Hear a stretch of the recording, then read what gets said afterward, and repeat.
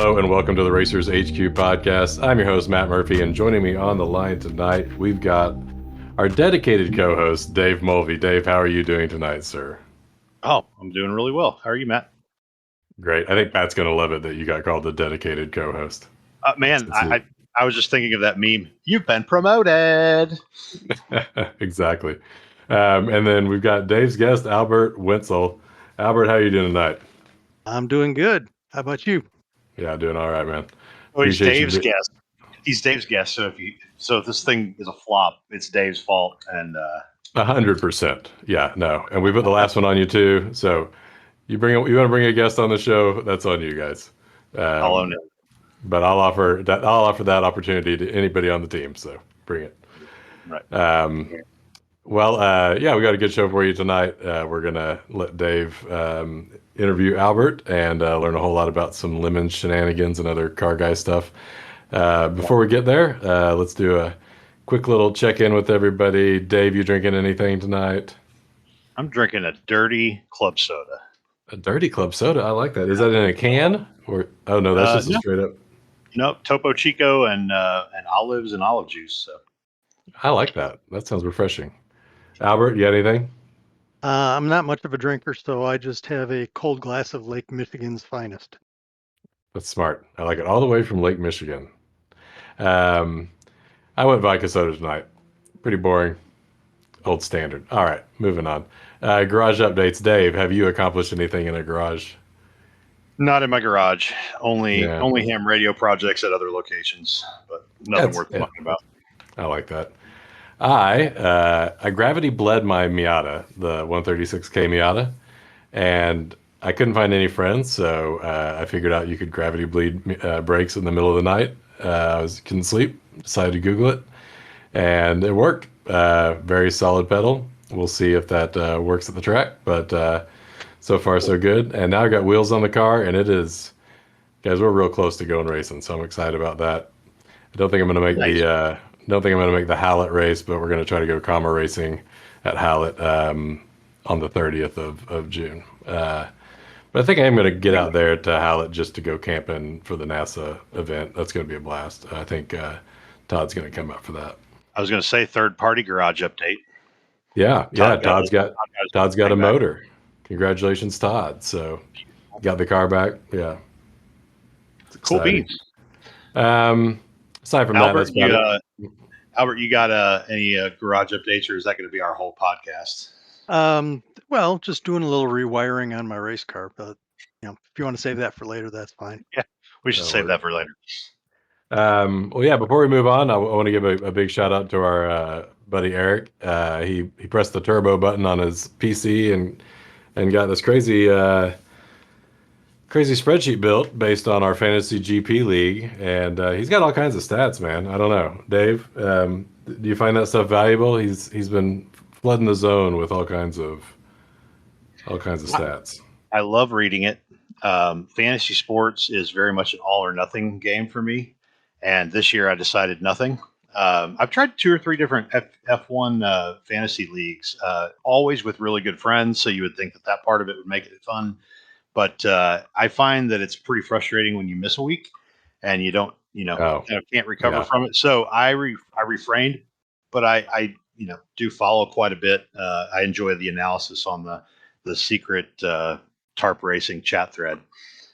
So I learn a lot and keep up with F1 through that. But yeah, Eric's really done quite a good job of. He's done some number crunching.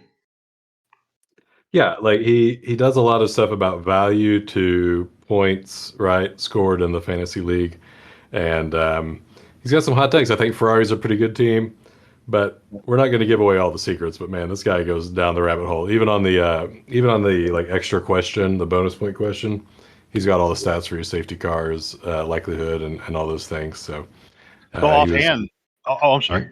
Offhand, who's leading the league? Oh, who is leading the league? I think it's still NASCAR fan 63, Mr. Todd Spickard, but I don't know.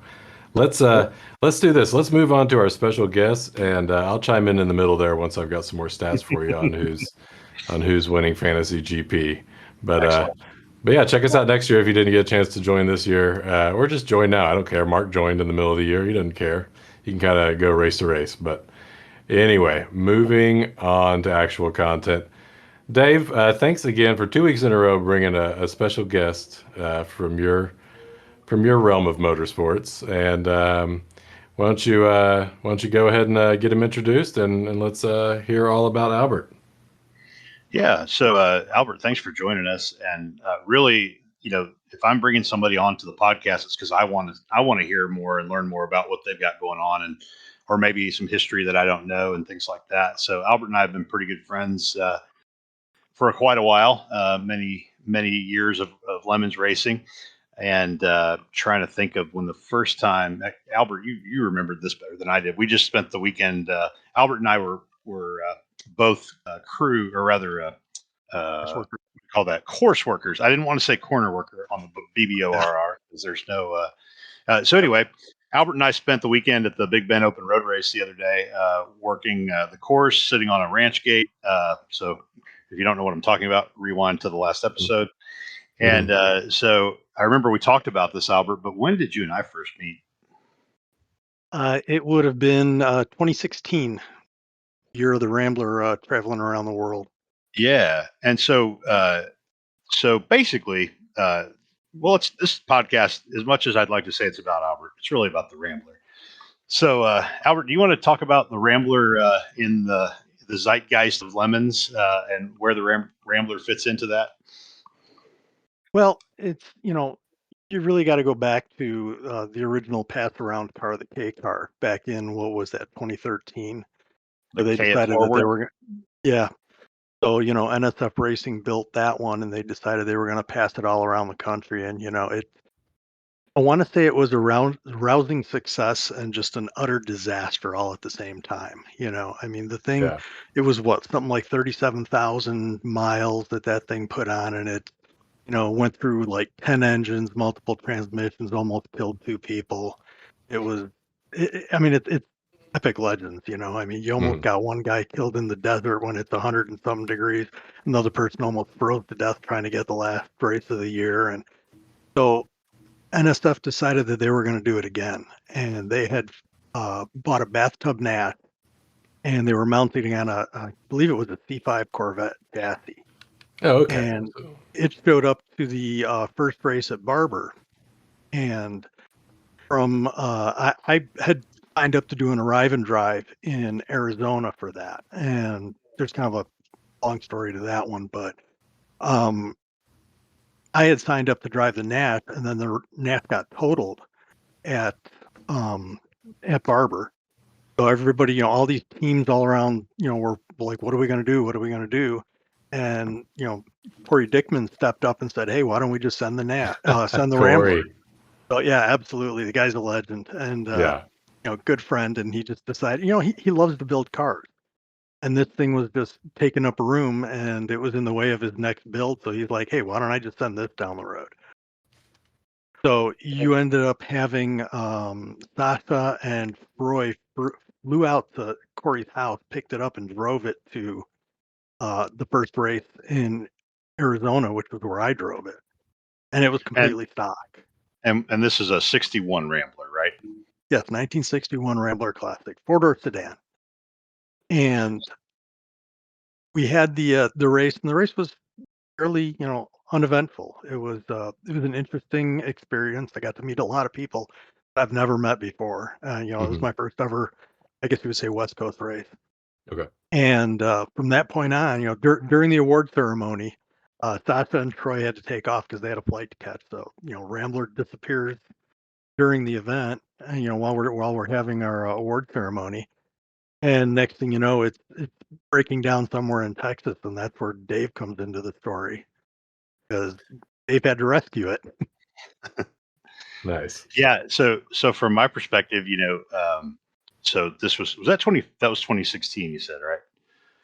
Yes. So so it's a Monday afternoon, and I'm doing like any good tech employee is doing. I'm also surfing Facebook and everything else while we're working, and I'm watching this. I'm watching the Lemons Facebook group, and Troy and Sasha start talking about how the Rambler's running pretty rough. And, the Rambler wasn't really on my radar until it was. And then it's just such a cool looking car. It's a gorgeous car. Google Race Rambler, 61 Rambler, number 785. You'll see it you'll see Rambles. If you want a visual of what we're looking at. So Sasha and Troy are posting, man, this car is moving slower and slower and slower. And what was the stock motor, Albert? It was an inline six. Nice. And this car at this point was completely stock. The only change they had made was they had moved the gear shift from the steering column to the floor. Otherwise, stock suspension, stock drivetrain, everything. Nice. So these guys, who I don't know, I just know their names from the forums, and because the forums were pretty active back then. Still, maybe they are today. I don't go on them. But they're driving, and they're driving through El Paso and talking about how this thing is pretty rough, and they were on their way to Dallas for a pretty major overhaul, right, Albert? Right. Jerry That Ringel was where the getting his car was hands on going. it. Yeah, it was going to get past the next. Sure. So I just want to be crystal clear here. It's a street-driven race car, and they're Yep.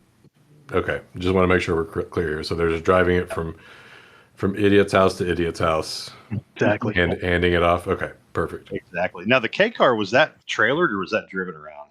No, that was mostly street driven as well. Nice. Yeah. I mean, there are that's- times where you have, depending on time and things like that. Like, I actually drove the K car for an event in Michigan, and the next team was down in Oklahoma, and I ended up throwing it on a trailer and meeting Justin Howe down in Rolla, Missouri, and off of my trailer onto his, and have fun. Nice. Right. So these guys were driving it from the Phoenix race to Dallas, where it was gonna be in Jerry Ringel's garage, and it was what, 3 weeks, Albert? 4 weeks, maybe? Yeah, something like, I think 3 weeks. Yeah, 3 weeks before the Eagles Canyon race, and the scheduled upgrades included, let's see, I think a Pinto motor, like a 2-liter 4-cylinder Pinto 2.3. motor, 2.3, a Mustang 2 front end. Okay. Albert, you reminded me it was a Thunderbird drive shaft. Yeah, early 90s Thunderbird independent rear end, the entire subframe. Oh, I didn't realize it got a whole new rear suspension. That's wild. Yep. Oh yeah. So, I'm sorry to move forward a little bit in the story, but that's what was on the horizon. But what was still happening was that Troy and Sasha were still driving this car across Texas, and it was summer and it was hot, and they got to about Pecos, Texas, and they were limping it along at I think like 20 miles an hour, and got from Pecos to Midlands Air and Spaceport, which is what they call their airport. Pretty baller name for an airport. They park it in long-term parking, get on airplanes, and go home to their jobs and leave it there. They had no plan. It was just there. Nice. Yeah. And so I'm watching this all unfold, and I was, in my head, I'm thinking, how can I help these guys? I'm a few hours away from there, but I'm probably the closest Lemons racer there. At the time, I had my own, Lemons race shop, a 1,200 square foot, shop that I just was building and racing Lemons cars out of.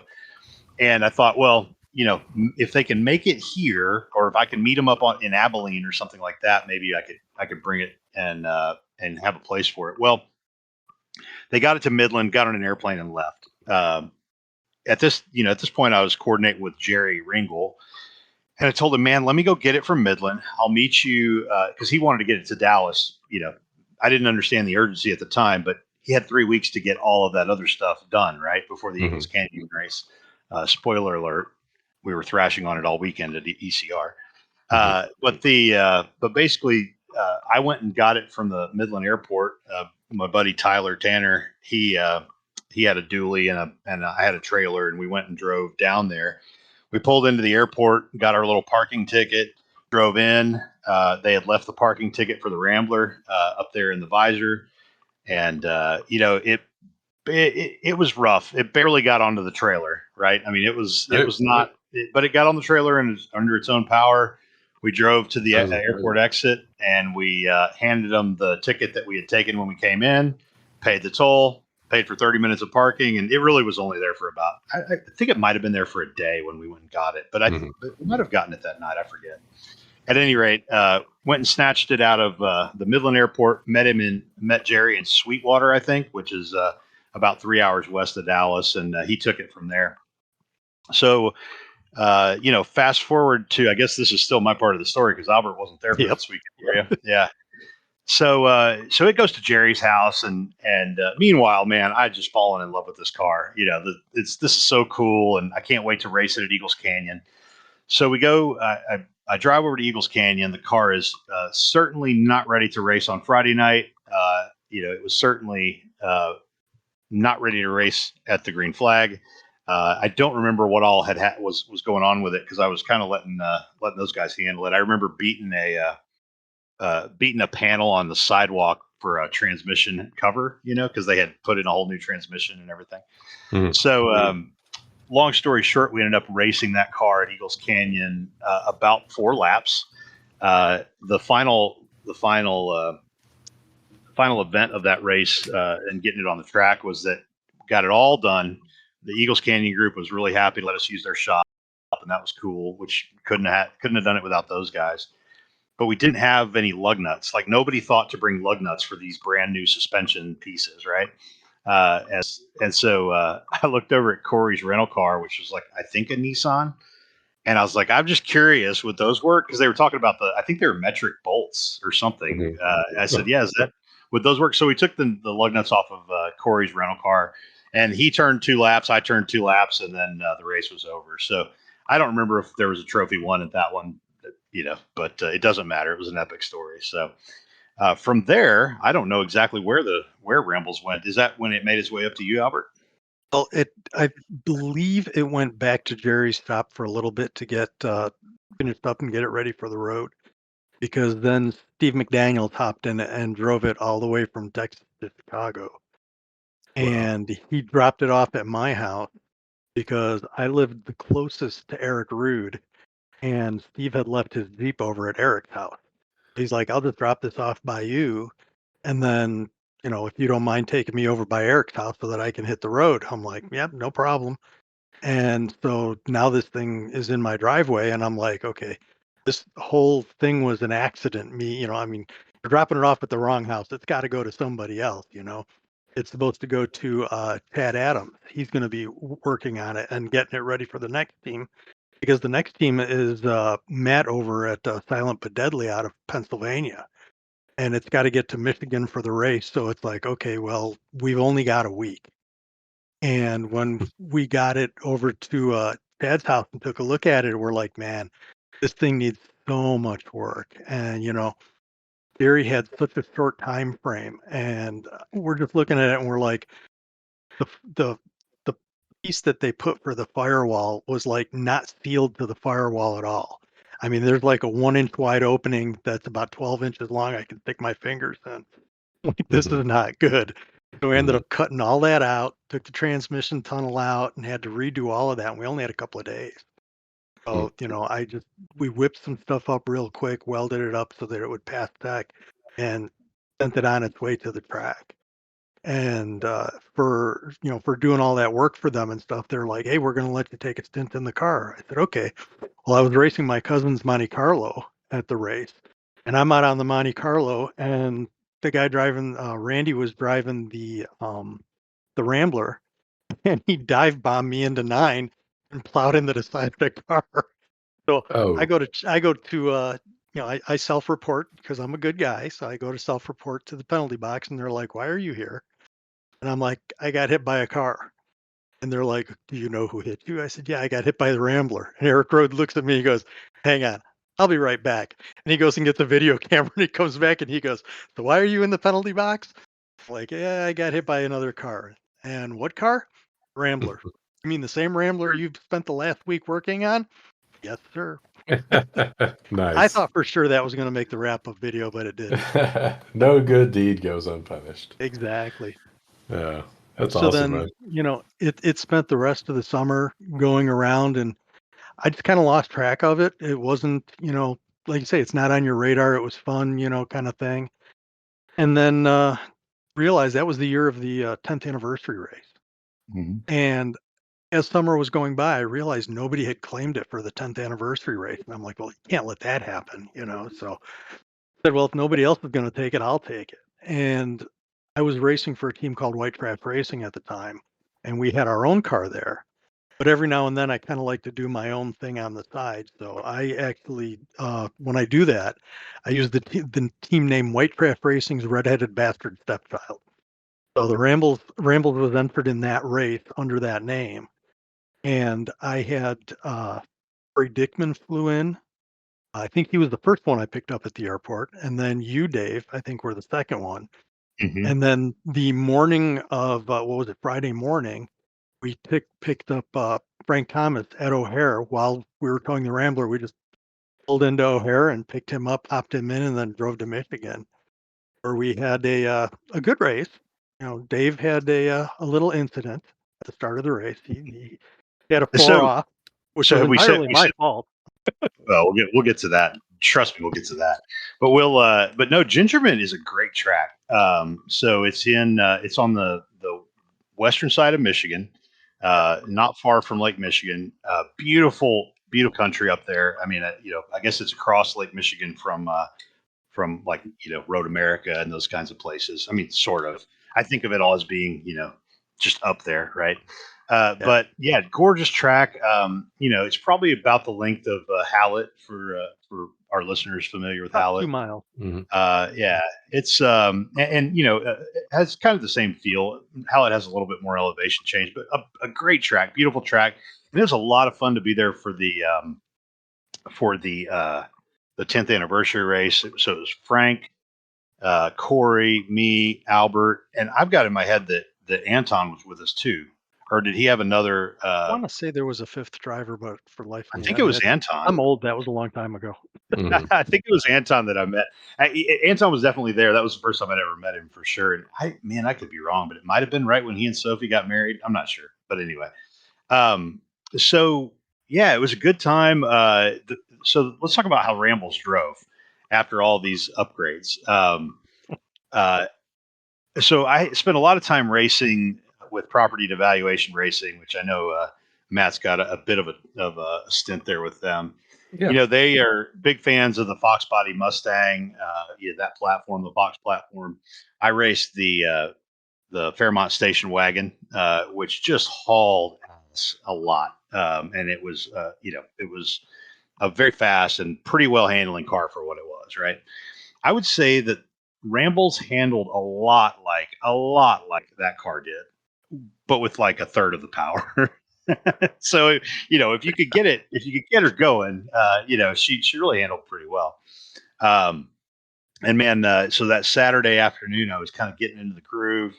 I wasn't setting any crazy lap times or anything because you know me, Matt. I'm not the one setting purple for the team for sure, no matter what team Sure. I'm on. Maybe if you're first out, but you know. Yeah, right. Yeah, maybe if I'm first out, I'll be purple for the team for sure. And so I don't remember what turn it was. What's the turn, Albert? I think it's it's 5 or right, 6 going in there. right, and then a left onto a straight, and Yeah. so I was coming, making that left, and I was getting into it, and I was thinking, man, this is cool, this is fun, and all of a sudden I'm yawing and I'm going around, and the yaw was so weird. It was so smooth that the only thing I could think of was somebody just oiled down this track, and I did a full 360, and like that was all I could think of was being pissed off about somebody had just oiled this track down, right? And so we drove around. I drove to the pits. I think I ended up stalling the car, started it back up, got going, got to the pits, and I'll let Albert tell the rest of the story. Yeah, he pulled into the penalty box, and of course everybody has to go over there to find out what's going on. Mhm. And we realized that the the plug for the oil drain was missing. Oh, It had nice. fallen out, but luckily it was magnetic, and it had fallen out and got stuck to the side of the oil pan. So we're like, okay, you just drove half a lap around this racetrack with no oil in the engine. So we're thinking we're toast, right? So we were we were paddock not that far from the penalty box, so we just kind of pushed it over there and put the plug back in. And like I said, that was my fault. I didn't get that thing tightened up because it was a really weird oil pan where it had a nut welded into it that was the same size as the bolt. So Hmm. I didn't realize when I was cranking on that thing, I had actually gone all the way onto the nut and not just the bolt. Mm. So it was working its way loose while we were driving, and poor Dave was the one that had to take the brunt of the penalty. And I'm trying to remember, it was some kind of a environmental awareness penalty or something you guys had to do while I was fixing the car. I wish I could remember. I have no idea. I Yeah. know you guys had to do something over by the field house. I don't know if it was had to plant new bushes or some kind of Oh yeah, that was it. We had to plant a tree or something like that. Yeah, that's right. Nice. It really Yeah. didn't bother me one bit. Otherwise, I'd have remembered it. But that was a great race. That was I mean, it's interesting now looking back because we've got to be coming up on 20 then here in about 20. I mean, well, 2 years, I guess. 20, yeah, 20, years. 26, 20 years. That's pretty wild. Yep. Yes. So I remember we pulled it back to Chicago, and I got to see where Rambles lives. Yep. And man, Rambles lived in the hood, not at Albert's house, but Rambles lived Nope. in the hood Yeah, I in don't. Chicago. Yeah, I don't have a garage. Well, where I was living at the time, I didn't have a garage, so I was renting a two-car garage from my mother-in-law who lived on the northwest side of Chicago, and Nice. so we dropped it off there. And yeah, it's like I said, it's typical two-car garage with a lot of tools and stuff like that. And not, I mean, it's not a horrible neighborhood. I mean, I haven't No, seen it's not. anybody get shot there when I was there, but I there have been quite a few though. Don't get me wrong, but I just haven't seen them. But yeah, after that, it was several weeks until the next race that it went in, and at that point, I think it had done about 12 races already that year, and so they had a few. The next race was down at Houston, So so if I could pause us for a second, it had done 12 absolutely. races up to that point. I didn't I realize think it was up to it was somewhere around there because by now we're already in October, and how that. many races are left after that? So Yeah. yeah, I think it ran 16 races that year was Wow. the actual number by the time So it was was done. Gingerman the first race that we really it ran pretty flawlessly? I remember we had a carburetor issue or something, but like really we stayed on track most of the time. Like was that really the shakedown race? The thing is with Rambles has never really ran awful other than the carburetor issues that I can remember. Um, we did have that first race where I had driven it, where Steve had driven it up from Dallas, Mhm. that first Gingerman race. Um, they had a guy who volunteered to bring a carburetor. This guy was supposed to be like uh, uh, a genius at carburetors and 2.3 Pinto motors, and he literally brought a carburetor, came over on Friday, slapped it on there. Car ran great all race, and then after the race was over, he took his carburetor back and went home, and we had to put the other one back. Nice. Yeah, and so I mean, everybody and their uncle tried fine tuning that thing, and it just never. We never got it just right. And Hmm. it's as long as you were in that right rev range, it was fine. And before that 10th anniversary race, it had raced at CMP. And so to get it from CMP to Chicago, Steve McDaniel again had driven it to his mom's house, and she lives outside of Nashville.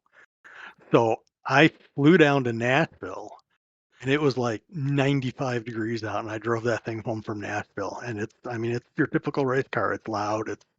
It's got no, no air conditioning, no nothing. So, and I was Brutal. perfectly content. I didn't even realize it was that hot until I got home, and my wife looks at me and goes, "What the hell happened to you?" I mean, I was cherry red. But the fun part about Rambles is the back end of it has stickers from all over the place. And that was one of the things Corey said. He said, I want you guys to take it to places, have fun, but just make sure you get a sticker and put it on the trunk lid. I said, okay. But on the way home from Nashville, I stopped at the Corvette Museum.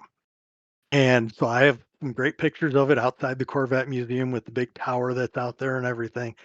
And um, I had taken the steering wheel off because at the time the doors didn't lock. So I didn't want anybody taking off with it. How am I going to get home? So I went in with the steering wheel and it was like 15 minutes to closing. And they're like, "Would you like to check your steering wheel, sir?" And I'm like, "Sure." I mean, I've heard of checking coats and stuff, but never a steering wheel. So here you go. And they take my steering wheel. And after I'm done with the tour, they give it back. And it's like, Nice. okay, this is another new experience for me. But it was really cool because once they saw the car outside and everything, they were like, "Oh man, come back here. I want to show you my favorite car in there." So Hmm. the guy who was, one of the curators, he goes and shows me, this is my favorite car. And I don't remember what it was. I'm not a huge Corvette Hmm. guy, but he literally let me climb over the ropes and go in and sit in the car and stuff like Nice. that the average person doesn't do. So there's a lot of fun stuff like that was involved with, a lot of people driving these things and driving it around. Afterwards, we had gone down to after we were done with it, I actually took it to work, and I was joking with my boss that it's take your race car to work day, Hmm. and I was offering joyrides to the coworkers at lunchtime. Nice. I can remember I took my still a real good friend of mine, even though I don't work there anymore, and took him for a test ride. I couldn't get the giggle off his face for the rest of the afternoon. It was like he videotaped the whole thing, Hmm. and he sent it to his wife. He's like, "You're not gonna believe what I did." It's like for us, it's it's just a lot of fun. So So hopefully we can put a link to a picture of Rambles in the show notes, because if Yeah. somebody's listened to this entire episode and hasn't bothered to look up what Rambles looks like, it's just the coolest early '60s four-door sedan. It was one of the first unibodies, wasn't it, Albert? correct. Yep. Oh, really? Yep. And I think that's why it drives so much like a Fox body, and such. It's funny that Albert talked about the stickers. I had forgotten that was something that Corey had really focused on, because I do remember that after I dropped it off with Jerry, and I knew I'd see that car in a few weeks, I went on one of those Stickerfy or whatever, those kind of, the where you can get a cheap sticker made, and I had a fake abandoned car Midland Air and Spaceport orange sticker. Like, I had that made and slapped it on the trunk, and apparently it sold pretty well because Albert thought that was real all along. Yeah. I had But no idea until we were at the Big Bend Open Road Race, and you told me, "Oh no, that's fake." oh Like yeah, I never knew that, and it's still on the car. yeah, What's left of it? I mean, it's been oh yeah, around I'm a sure long it's time. faded. So Well, and I, there was no. I googled for Pecos, Texas stickers, couldn't Mhm. find one. So again, I had to like get a postcard image off the internet and like make a sticker that way too. So fun times. Nice. Nice. So what Yeah. happened after that? well, after that, the next race was down in Houston. So I had made the decision. I watched a little bit of social media guys, and I was big into roadkill and stuff at the time. And they had just shown the Maserati, and I was like, "Oh, that thing is so cool! I want to build myself a rear engine pickup." But you can't find anything up here in Chicago that's not just rusted to hell. Hmm. I decided, you know what? I'm going to go down to Texas and look for a clean extended cab S10. So that's what we did. We loaded it up on a trailer and drove it down to Houston to hand it off to the next team. Hmm. And my teammate that I was with, he's a machinist, does a lot of machining and support, technical support and stuff, high end stuff. So he's like, "Yeah, we got to make a stop on the way. So if you don't mind," I'm like, "Where are we going?" He goes, "Tip Ganassi, their IndyCar shop. They're having a problem with one of the CNC machines. I need to go down there and make it stop." Yeah, no problem. Cool. And Aaron's also one of the guys who has just the most amazing Google foo skills, which makes up for mine because I'm terrible at it. But he could find anything, any place. And so we had some just amazing meals while we were driving. We had actually taken a week off to go on vacation. So we got down there, dropped it off at it was, I forgot when it was. It was like 9 o'clock on a Sunday night. We dropped it off at Frank Thomas's house, unloaded that thing, fired it up, woke up all his neighbors and stuff. And Hmm. like, okay, here you go. And then we went and got a hotel, and then we decided we were going to go shopping. And, by the time that trip was over, we had not only picked up an S10, but we also picked up some kind of bizarre motorcycle, and we got the Barstool Cart of Death, and we bought a trike from some guy at a meth house in Kansas City, and all these great stories you hear from people in their Lemons experiences and stuff. And We did it all in 1 week. It was just phenomenal. That's And we awesome. got home and it was like we all still had cash in our pockets, and it's like, how is this even possible? You know? Mhm. So yeah, so from that point on, it was just kind of it finished out the year and didn't think, anything of it. It's back at Corey's house, whatever. And 2017 rolls around and he wasn't doing anything with it. And at the end of the year, it was the first year that they raced at Road Atlanta. So I guess Wendy Epstein got a hold of Corey and said, "Hey, it never raced there. Can we take it there?" And Corey's like, "Well, I don't want to go, but if you want to take it." Well, Wendy lives, I don't know if you know Wendy, she's an ultimate badass. And She's she cool. lives like in Wyoming or something like that. So he just loaded up the trailer, went down to Corey's house in Sacramento, and then loaded it up and drove it all the way to Road Atlanta. And I was like, absolutely, I'm signing up for this. Wendy's like, "Do you want to drive?" Yes. So it was Wendy, it was Frank Thomas again, me, Anton I know was there. And like a week before we go, I get a text message from Corey. And he's like, "Do you want the Rambler?" And I'm like, "Yeah, well, I would love to have it. Why? What's going on?" And he goes, I don't have the room. He goes, "I don't want it to come back here because I got another project that I took on and I don't have the room." Like, all right. So I said, "What do you want for it?" He goes, "Well, just I want someone that I know that I can trust." Like, Mhm. all right. He goes, I said, "What do I got to do?" He goes, "Just take a trailer." He goes, "Just take it home."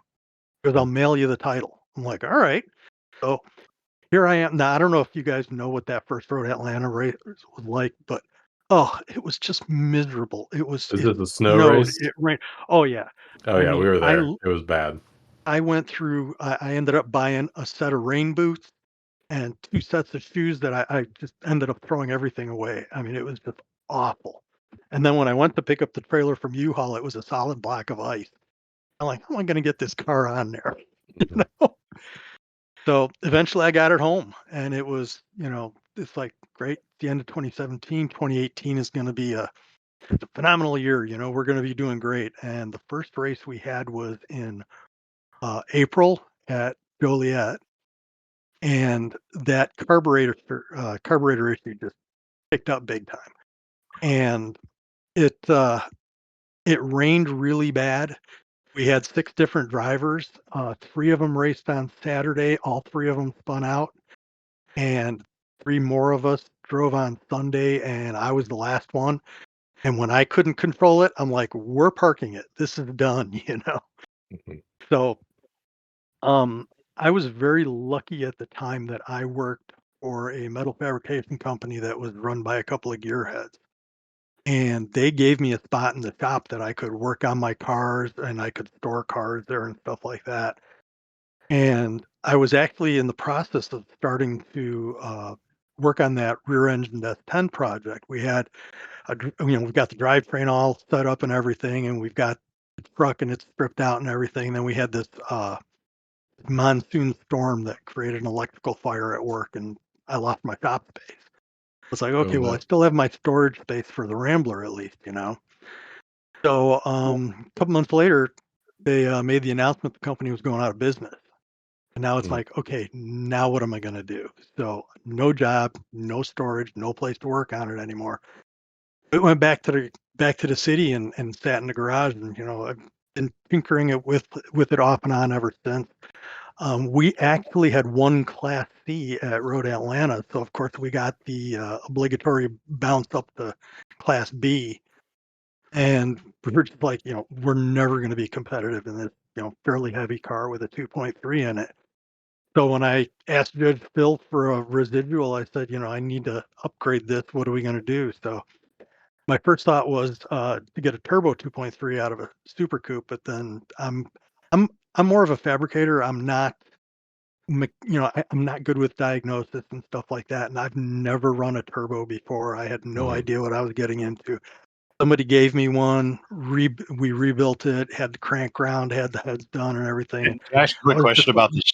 Can I ask a quick question about the Super Coupe turbo? Like I knew that it was a turbo 2.3, but I never realized it was. Is it that inline four, that pinto motor yeah, in the Super Coupe? I never realized yep. that. Oh, cool, And that's interesting. Wait, the Super Coupe is the supercharged one. Turbo Coupe. I'm sorry, it was a Turbo Coupe. I'm sorry. So Yeah. that's what you said, I think. But anyway, with the turbo coupe, so that I always imagined that was a 4-cylinder V for some reason, but I'm not a Yeah. Ford guy, so interesting. I No, didn't realize it's that. yeah, it's the same engine with a turbo on it, but it also had the intercooler on the top so that they Mhm. had holes in the roof and or in the hood. And I'm not about to cut holes in the hood of the Rambler, you know. So I'm like, Right. we're gonna have to find something else. So after I spent all this time and everything, I just decided, you know what, I'm gonna go with what Judge Phil said originally, and I'm gonna get a V6 out of a Mustang. So we ended up we have a team that I raced with, Bad Decisions, out of they're kind of the Indiana Illinois border. And Mike lives in Lake Station and found a 2000 Mustang for $800. And it was in Lake Station. I said, Mike, go take a look at this thing. So we ended up getting it, and we pulled the engine out, and I put it in the Rambler, and then I had a Mustang that had no engine. And this was during COVID. This was 2000 or 2020. And Kevin Temmer, who runs Grumpy Cat Dodge out of Colorado, he's like, I've got this old flathead. I'm putting a V8 in my truck. Anybody want a flathead? I love bad ideas, you know. So I put that flathead in the Mustang, and we ran the Mustang this last summer with the flathead in it. We were doing a flathead battle. It was us in a flathead against Bad Decisions in a fourth gen Camaro with a flathead, and we had a Was that 3 hour was head that start on them. coordinated in any way? Like, did you Yeah, it guys was talk about that in advance? absolutely. Okay. Yeah, as a Okay. matter of fact, they helped me build a car, so No, Roger. it was all kind of coordinated. I had adapted it to use the stock Mustang transmission T5 rather than try to use what it came with. And to concede that advantage, I let them put a turbo on theirs. And I think they beat me by 6 laps by the A time the turbo race was over. flathead? Turbo flathead, yeah. Awesome. So like I said, we love doing bad ideas, and there's a lot of enablers in Lemons. And so back to the Rambler, we ended up drafting to try to get that done. And there's another Lemons racer by the name of Andy Bailey who's out of Detroit, and he's just a whiz when it comes to electronics and stuff in cars. And that's beyond my ability. So I ended up rebuilding the firewall and the transmission tunnel again, so it's not some huge monstrosity. So now I can Mhm. actually put a big boy seat in so we can all fit and everything. And so I packaged it up in a couple of weeks before Road America. I hauled it up to Detroit so that he could work on it. And he was thrashing on it. He got it close, but then he got sick with the flu the week before. And he was on, death's doorbed. And it was Mm. like, you know what? Let's just throw in the towel. But if there's one thing that I've learned about Lemons is people will not let you throw in the towel. So one of the other guys who runs Bad Decisions was working for Rivian at the time out of Detroit.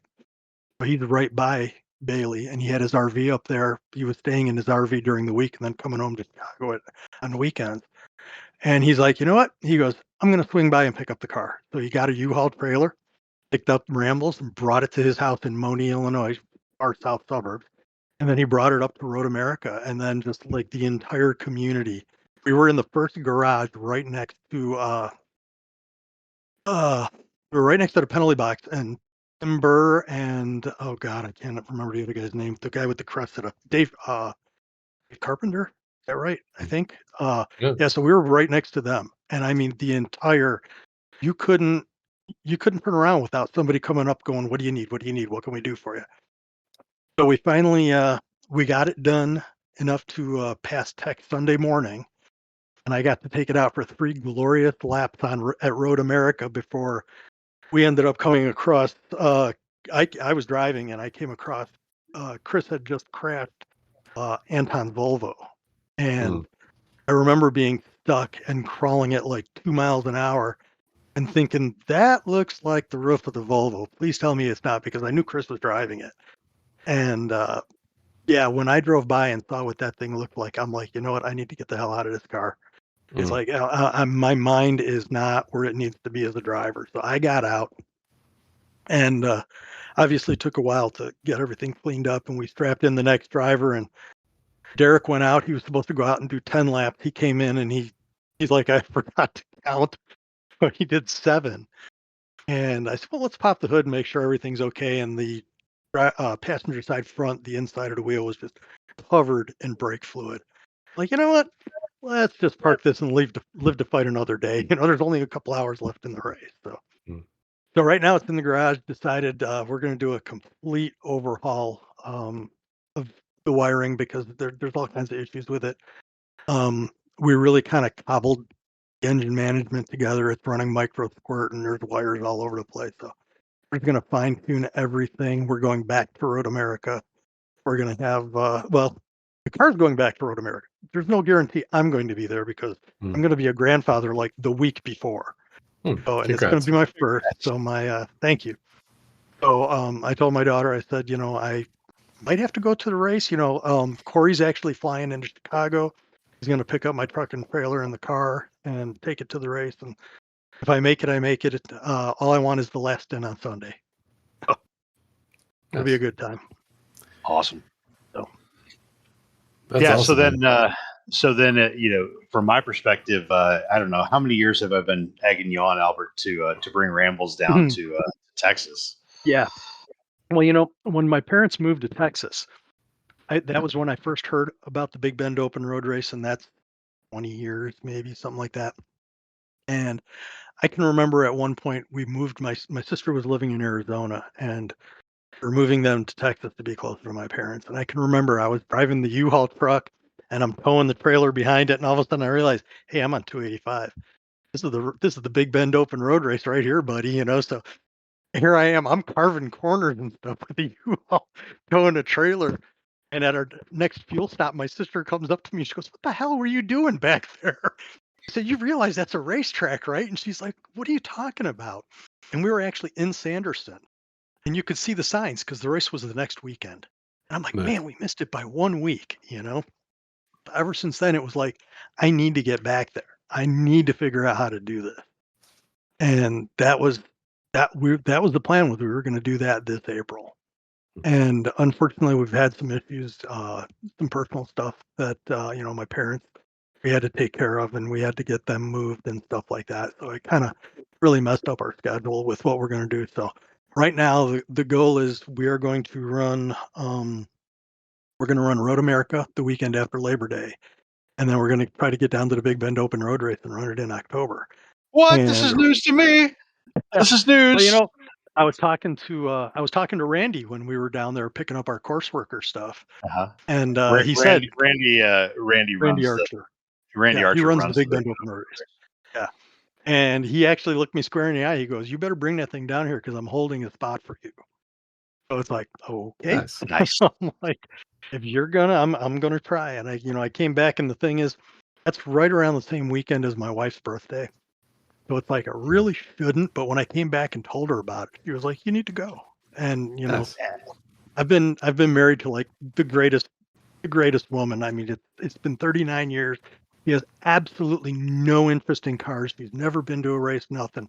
But it's always been, if you want to do it, go. And it's like, all right. He was the one that actually got me into Lemons because he told me, "Son, you need to get a hobby because the kids are grown up.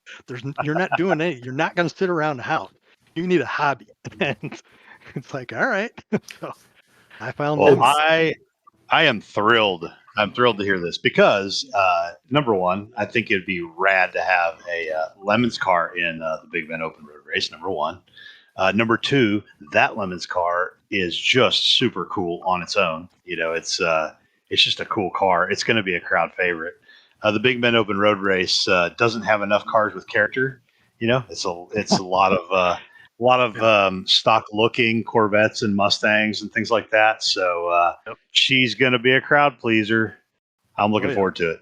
That's awesome. I assume you're inviting me to navigate, right? Well, yeah, somebody has to navigate for me. I don't know where I'm going. Cool. All right. Good. Excellent. That's awesome. Well, man, Albert, that is I don't know. Is that so? That's the current state of the car then. So we got some plans for the future, and we're running the V6 still, or is that okay? Nice. So that should be a nice modern platform. I can't. Big congrats on winning Class C though. To me, that's yeah. I mean, all the stories that you've told. I mean, to win a class on laps in that car, and So, that's pretty rad. So yeah, good luck in Class B. But man, yeah. that's a good story. I Well, can't it's wait to funny drive because it. when I got Good. back to Road America this last one, they actually classed us back in C, and probably because they knew we weren't going to do anything. Ah, okay. Well, there you go. So we'll I'd see take what that free happens when we pass. get there. You know, Yeah. we've done some more modifications to it. It now actually has. Yeah, Dave, you haven't driven it now with the electric power steering. It's Ooh. beautiful. Yeah, Electric power it's nice. steering and Yep, a V6. You the know, a V. V6. Yep. What rear end gears are you running in that thing? Do you know? I think right now it still has the 373. Mm-hmm. Yeah, For Big Bend, that's we may cool. want to change that though. Nope. No, we don't. No, you No, sure? absolutely not. I'm 100% sure because I owned a 2000 V6 Mustang and Hmm. it it had 410s in it. Oh no, I And didn't want to go in that. well, it's not as bad as you think it is. I mean, that's a whole Oh, other okay. podcast. But no, it actually Is it? it could handle it for sure. No, Yeah. 373 sounds good to me. But Okay, no, we've I can't actually wait to had some drive it. people run the numbers. Have you? Well, Yeah. So it's going to well, be borderline if we can get the speed we want. But uh, oh, we'll get the speed we need. we'll drive it beforehand. Don't you worry. Oh no, for sure. So No, that's super exciting. I mean, because Rambles, like I said, Rambles drives like a unibody Fox body. You know, I mean, it doesn't. It's not terrible. It looks. Let's see. Matt Murphy's initial guess was heavy, crappy brakes, death trap, yeah. because it kind of gives that vibe. It kind of has that. It You know, does. what I like. Oh yeah. Okay, Rambles is like the anti Christine. Everybody remember the movie Christine, the Steve Mm. King movie Christine. To me, Rambles Yeah. is like the anti Christine. You know, about the same year, or about the same relative generation anyway. But just a nice, fun, lovable car. So anyway, looking forward to it. Yep. Nice. That's awesome, guys. I hate to cut this off. I feel like we got to a good point though, right? We've got to the end of Absolutely. the story for Rambles, and that was a good one, man. I mean, a lot of shout outs to some real Lemons classics, right? Oh yeah. Classic races, Mhm. classic drivers. I honestly, I don't get into the paddock much. I know Eric, I know Dave. They're big on the forums. Pat is. I'm more of a dorky like race car driver wannabe kind of guy, but but I know that it's very important, and I think it is cool. It's cool. It's a cool project to like pass a car around like that, and just let it be. And yeah, I'm sure Corey was a great foster of that effort, right? Oh yeah. So, Absolutely. so he's rad. But man, thanks so much for coming on the show. I want to ask you all about like how you got into this and the history of all of it, but man, we're about out of time. So maybe we'll have you on in the future. Maybe we get an update Well, from Road America or something, right? there So you go. yeah. So Sounds good. yeah, good luck on all that. Um, Albert, real quick, any shout outs, anybody you want to call out? You called out your wife. That sounds like a perfect arrangement. My wife's pretty cool too. Anybody else you want to shout out to? Oh yeah. Well, yeah, you got to say hi to the kids. You know, my daughter Amanda, who's going to be making me a grandpa, and my other daughter Awesome. Emily. Her, you know, looking forward to having little Rugrats run around. And of course, you got to give a shout out to Corey. You know, Yeah. Corey's amazing. You know, anybody associated with Lemons, just gotta love them. Yeah. That's awesome, man. That's So, awesome. Uh, Dave, you look sponsored tonight. Are you sponsored by Scuderia Glickenhaus? I like your shirt. Any other Oh shout man, outs? it's the 24 hours of Nurburgring this weekend. So Nice.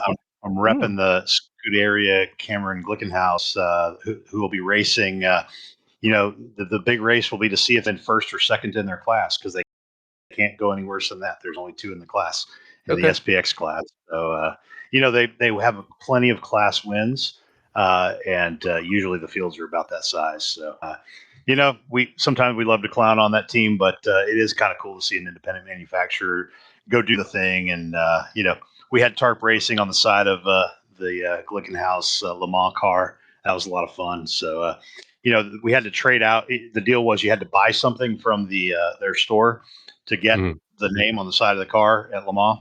Yeah. And this is what I bought Oh, for getting right on. my name on oh, it. Yeah. okay. So, yeah. Anyway, Yeah. But no, 24 hours of Nürburgring this weekend. Okay, cool. What's the best way to check that out? So everything's on YouTube. They YouTube live stream in German and in English. So depending on which way you swing, but I think even qualifying starts tomorrow. So yeah, you can watch, I believe, all 24 hours of it, and Radio Le Mans. If I know that's a good way to consume that type of content. So you can listen to Radio Le Mans and watch it on YouTube stream. All right, yeah, Cool. Check it out. Very good. All right, well, a few quick shout outs. We did check the Fantasy GP stats. We've had a lot of shakeup, guys. NASCAR fan 63, Todd Spickard, is took a fall, man. He's down to 4th place. And Eric Strawn is up to 3rd place, so his spreadsheet is working. Roland Vaughn, who's always a strong contender, he's up into 2nd. And then a fella, I don't know, I have a suspect of who this is, but it says his team name is Garage Hero, and his screen name is The Bad Hombre 616. He's winning the league. So we've got a total stranger winning our league. Hit me up on Facebook, stranger, if you know who you are. I can't believe it. But yeah, it's good to see. So and then I'm in 5th, but nobody cares.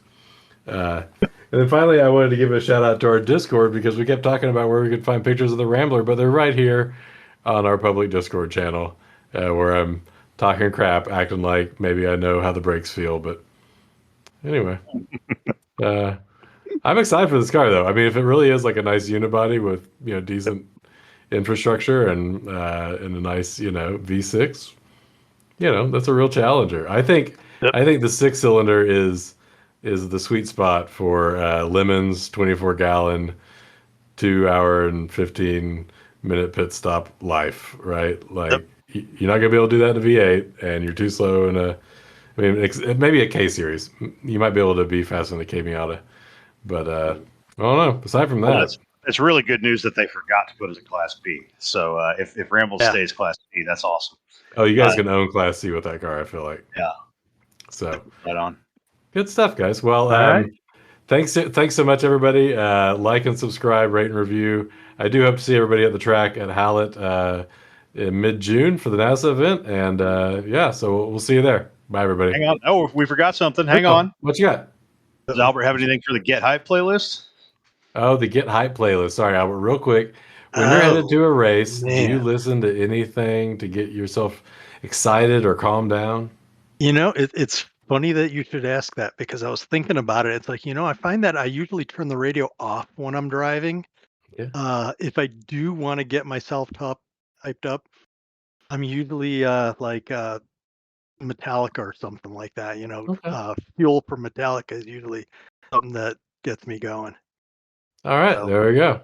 Strong. Hard rock now. I like it. That will get you going for sure. All right, well, thank you so much, Albert. All right. Dave, thanks for reminding me of that. And Dave, good night. Good night, Eric. Good night, Dave. Good night.